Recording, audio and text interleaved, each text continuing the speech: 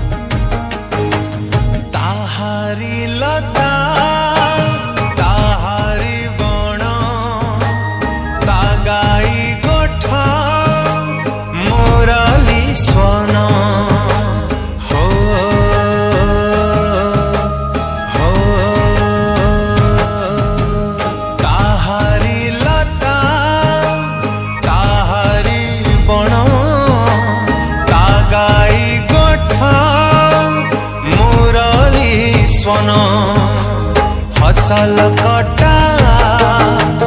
मधुर गान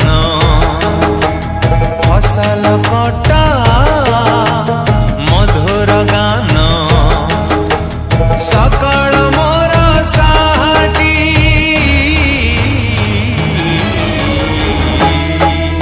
छोट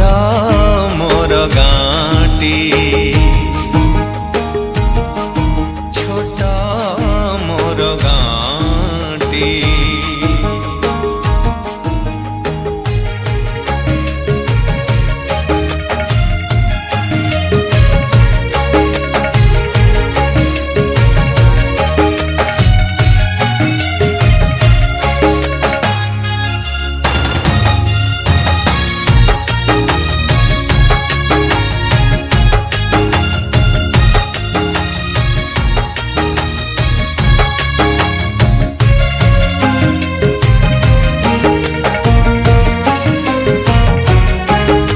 सब कथा छबिटी परी प्रवास मने उठाई झाड़ी हो ए सब कथा छबिटी परी प्रवास मने उठाई झाड़ी इच्छा हुए माटी रे तार